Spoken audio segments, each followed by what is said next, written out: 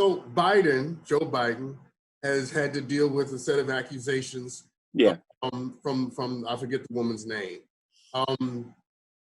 Think about that. Are those accusations something that we should consider to the degree that we grind his nomination or his presidential aspirations to a halt? No, I think that Stacey Abrams' statement was one that made the most sense to me, and that was that no woman's accusations should be taken lightly, and that every accusation, at the very least, should be viewed on its merit. At some point, there should be a level of evidence that dictates how far that goes. And if that evidence hasn't been able to be brought to bear, then I think there's some other questions at play. I'll be very honest, I don't know enough about the details of her specific situation to know how I feel about a further investigation. What I do know is that when someone is in the position that Biden is in, there are a lot of people who don't want him to be in that position. And my thought would be, if there was significant evidence to prove what she's alleging, that evidence would have surfaced. Unfortunately, there's also a reality that sometimes there just isn't evidence. And so other than that woman's word, and that's a sticky place that we are in this moment in time, because I think we had a cultural reality for so long that allowed men to act in a way that was ridiculous and normalized it. Right. And in that institutionalized it. How about that? Without question, right? Yeah. And in that, so much of this happened in so many places on various levels, with no tape or no audio or no quantifiable proof. And so I acknowledge that as well, Sean. And so I think that's the challenge.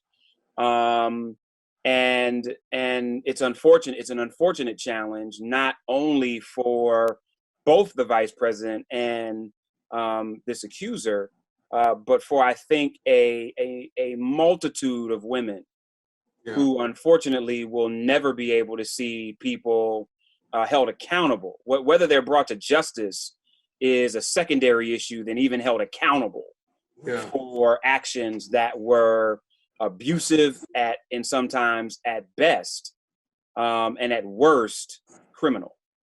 You know what's interesting about that? I think you're absolutely right. I think for so long the trajectory of misbehavior and abuse was so skewed in a certain direction that when the correction came, I think the correction did not account for human fallibility on both sides of the equation.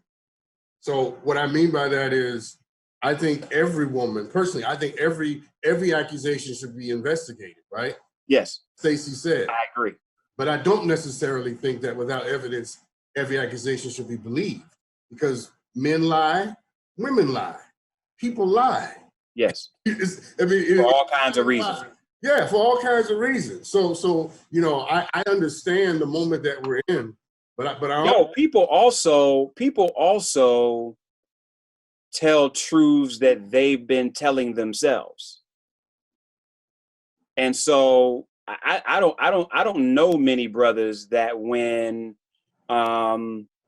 this became a movement, that didn't have to do some real inventory of situations that they have been in, and women that they have been with.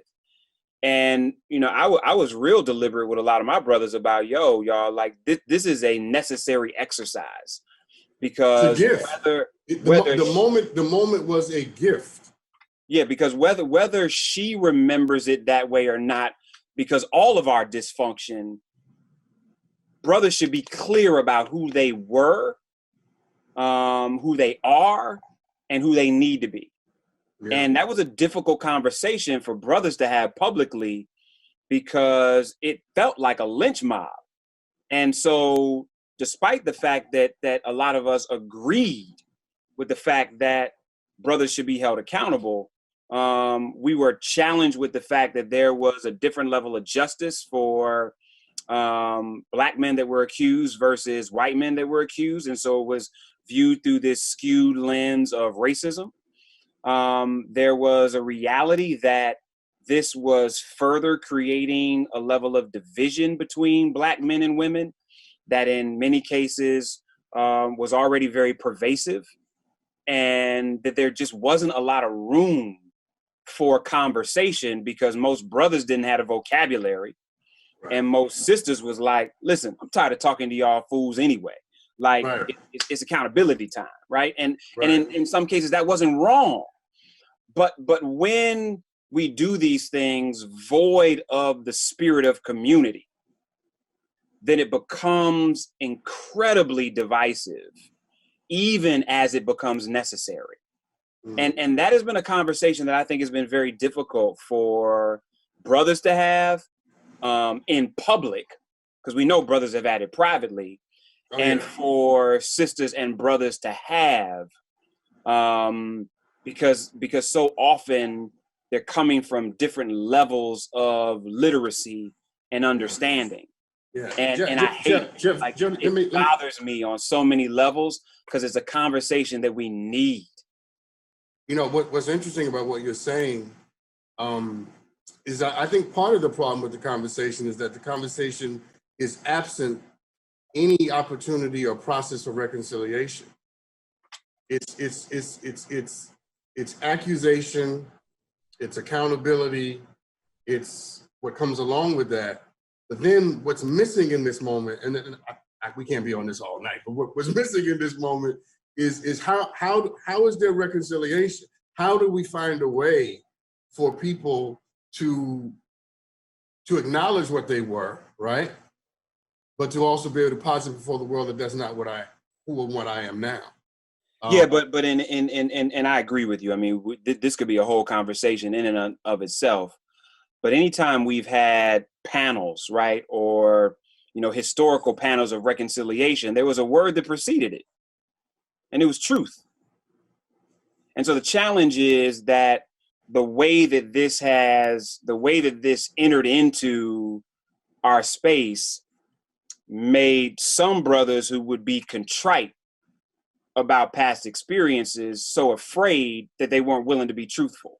That's my point. And even some sisters who know that they were treated with a massive level of disrespect by some brothers would not acknowledge that it was not abuse, and everywhere in between. Right. And so I even shudder as you and I are having this conversation, because I'm like, all right, what's the 5 things I said wrong? Yeah, I'm thinking the same thing. And how am I about to someone's gonna be like, what the hell was Dr. Shaw talking about? Yeah, no, man, and I recognize that, and so but I can't be so cowardly that I'm afraid to talk about it, man. And so I hope that I come with the right spirit, and that even in my frailty and my flaws of talking about it, I hope it's not so much that it's offensive, but I do hope that we, at least some of us, right? I think that there are circles of brothers and sisters that have enough respect for one another that even as they make mistakes in the conversation, there's enough respect to be able to publicly have a conversation that is productive. Yeah. The challenge is we try to have these conversations with people who don't have relationship. And so there's no connectivity because we don't care about what somebody's intention is. We care about their inability to have the conversation at the level that we believe they should be able to have it. Right. No, I agree with that. Let's change subjects, because